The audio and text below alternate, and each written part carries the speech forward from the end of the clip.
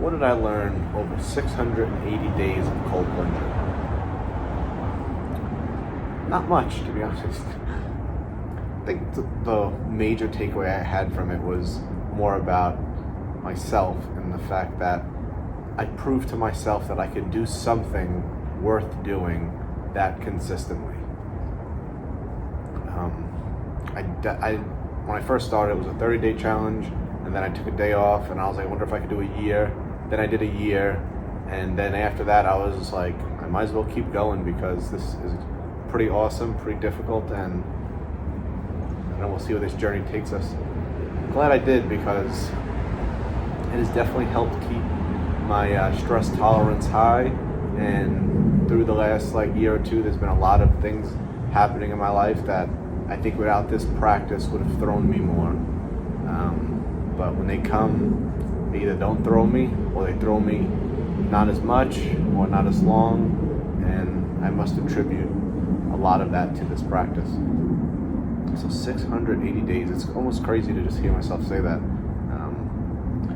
Because each one of them, if you saw me today, I was avoiding it for an hour or so inside, setting up the printer and doing some productive procrastination, because right now my hands hurt, my feet hurt. It's hard to stay calm talking to you, but that's why I do that sometimes while I'm talking, because talking kind of throws off your breathing, can make it more difficult. So I'll take a deep breath. Is this cold? A few minutes is all you need, baby.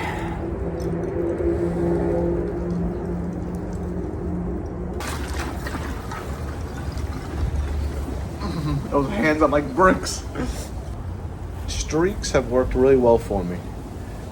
People having a hard time building a habit, starting with a 30-day challenge or a streak. And I've noticed that about people around me too. They don't want to mess up their streak, and in the not messing up your streak, what you're doing is you're building that habit. Habits don't take 21 days to build. That is a misnomer, a poorly quoted research statistic. It's more of a range. It depends on the person and the habit, and it can range anywhere from I think on the low end 20 or 30, and the high end in the hundreds. But the average for a large group of people seems to be in the 60s. So think about it as a little over 2 months, and that's when you actually start to have new brain pathways laid down, and you have a new habit formed. So maybe instead of a 30-day challenge, you give yourself a 60-day challenge. And if you stay consistent with that every day, by the end of it, it'll start to become part of who you are. So if you want to be someone who plunges often to get those benefits, start out with a streak and take the streak seriously, because once you get over that hump of 60 days, 65, 70, whatever it is for you, things become more fluid. It's almost like going downhill a little bit, in a good way, using that momentum. Same thing with the gym. I don't know what the stat is. So I know the stat is most people fail their New Year's resolutions. Gyms are packed for the first few weeks of the year, and then by February, most people are done. Definitely by March, it's back to normal. So if you can last until that March, which is around that 2-month mark, you will be in a different company. Your brain will be different. You'll be different. And that's why I love streaks. Sometimes when you go off a streak, you just revert back to your median. You revert back to your former self. So you could take a streak seriously. The people around you, tell them about it. I'm not missing a day, and sometimes it's inconvenient. Sometimes you even have to inconvenience others for you to keep your streak. But I've used that a lot. I use that with giving up fast food. I use that with giving up soda and alcohol and weed and porn and building habits like cold plunging and meditating. Streaks have been incredibly helpful for me, and they don't always work the first time, but I've noticed if I do things like I'm into it but not 100%, there's not a streak, it's very easy for other things in life to come in and throw you. But when you have a streak, it comes to the top and it feels good to keep it going. It might not work for you, but try it if you haven't. Take a streak really seriously, whether it's for 30 days or 60 days, and write notes in your phone so you know like what day you're up to, and it really helps break habits. Like, I used to drink soda every day when I was in high school. I used to eat fast food very, very often before I knew about nutrition and stuff. And those are two hard things to give up: soda and fast food. They're convenient. It was just me and my dad growing up, and so it wasn't like mom was cooking meals every night. So it was easy to get food, and it's very palatable and like tons of sugar and fat. So it's very rewarding, cheap. And then I started learning that, like, wow, food isn't like created equal. It's not just like bad for you because there's like fat in it. It was bad because of like tons of different reasons. So I was like, you know what? Eating that food contributes to poorer mental health and obviously physical health, so I'm gonna give it up. And it was cool. It's cool to feel that streak growing. So start with one thing, and instead of like, all right, I'm gonna try to eat less. I'm gonna say, let's use soda. I'm gonna try to drink less soda, and I did good all week, and I'm gonna reward myself. I'll just gonna have one on the weekend. In my experience, it doesn't work so well. Most people mess up with moderation. And then they have one on Sunday also, and then maybe there's a work party on a Wednesday and they have one. So try to keep that streak going. Go for a few months and watch how it becomes way easier to keep that. And when you're building a habit this year, or it's your New Year's resolution, it's that time of the year, but any time of the year really, don't reward you. This is so important, and this is something that people get wrong all the friggin' time with habit formation. Don't reward yourself with the thing that you're trying to stop doing.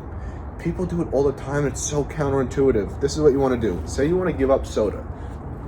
If you had to, wow, I'm up to week 3, I'm doing so well, I'm going to reward myself with a little soda. No, don't do it. It's so stupid. It seems like obvious, like I've been so good so I can have a little cheat. No, not if you want to stay off that thing. Reward yourself with something that doesn't undermine that habit, but something that you really want. So say you really want a new pair of shoes, but they're expensive and you don't feel like treating yourself, and you also want to give up soda. You say, all right, it's been 3 weeks, I did great, I'm going to reward myself with those shoes. The shoes don't undermine the habit of giving up the soda. So say it's a financial goal. I want to save $100 a week for whatever, for the year. And you get to a month, wow, I haven't saved money like this. Start to shiver a little bit. Oh, it's really cold out. But shivering is good. Shivering is good for the nervous system. Actually, like, shakes off some stress, but it also burns up some sugar in your body. It's that it's a very highly metabolic action. I guess you can't tell from my my physique, but I promise it's good. So say you have a financial goal, save $100 a week because you're not good at saving money, and you do it. You might be like, damn, I did so well. I could, I could go buy this thing I wanted because it's only $50 and I saved more. No, don't do it. Do something else that doesn't undermine that habit, that doesn't say waste money. So say you're at a party and you're like, you know what, like, you want a piece of cake, and you're like, I shouldn't, I'm trying to lose some weight or whatever, but you could use something like that. That might not be great for you, but it's a reward for you for building a habit with something else. Like saving money, you're not going to go spend money, you're going to do something else. So try to think of that framework. When you're building a habit, to reward yourself, don't undermine the habit. If you went a week without alcohol, don't have a beer. Do something else. Buy yourself something, go somewhere, some other reward to reinforce that habit. Let me know how that works for you. I warm up after this nice deep plunge, January 5th, day 680 of plunging, baby. Building some streaks out here. I hope you guys start some streaks, especially for a hard habit like this. I've noticed people just they have a hard time getting going. I'll do that next time. But you build that streak, you want to keep that streak going. 90-day streaks are the best. 60 are really good. 30 get you introduced to it. So you'll be surprised what. I'm shaking my hands because my hands are a little cold from that plunge. You'd be surprised what you could do, because I'm not an extremely consistent person, and this is a very hard practice, cold plunging, and never ever thought I would get to 680 days. I think it's freaking phenomenal. I'm so happy that I've been able to do it, and I hope that it actually does start to inspire some of you guys to start some streaks, baby.